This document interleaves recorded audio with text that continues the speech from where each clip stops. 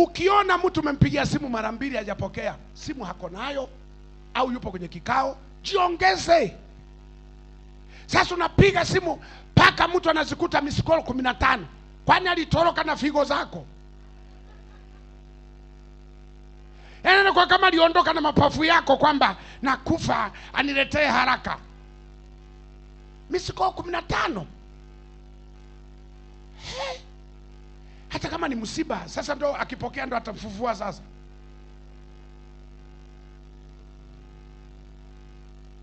Amen. Nimepiga mara 5 hajapokea. Unakuja kumlaumu mtu, unakuja kupewa taarifa alifanya ajali, yuko hospitali, miguu iko juu. Umetuma mameseji mengi, najua we maraya, una wanawake wengine, maraya. Unapewa taarifa miguu iko juu. Unatamani kumwambia kuna meseji nimetuma, usisome.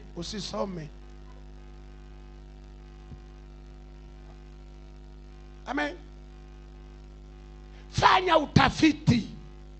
Usiwe mwepesi wa kufanya jambo na kuhitimisha kwamba iliko hivi, simsamei maraya huyu.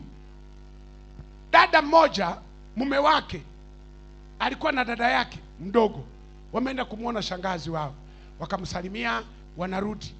Hizi njia za kupita misituni, kuna wengine wakawaona, hawajui kama yule ni dada yake, wakapigia simu mke wake, hey, habari yako, unalalia masikio, wenzio wanakula, hawana hata hela ya roji, wako mapolini.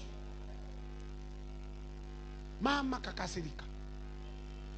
Unajua shida, wanawake ni watu wa emotion, ni watu ambao mnachukulia vitu haraka, hamwezi kustadi wala kufikiria. Ndio maana niliwaambia nitazungumza na kesho. Ndio maana niliwaambia wanawake wote wanatuhisi sisi wanaume ni maraya. Wanahisi kabisa wanaishi na wasaliti. Wamama mnatuamini 0% ngapi? 0.5.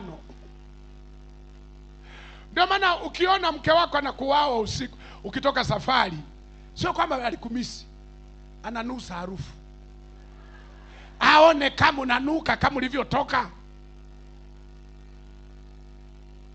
Hawa mama kakusanya nguo, kapanga, mimi naondoka, siwezi kukaa na maraya, anaondoka.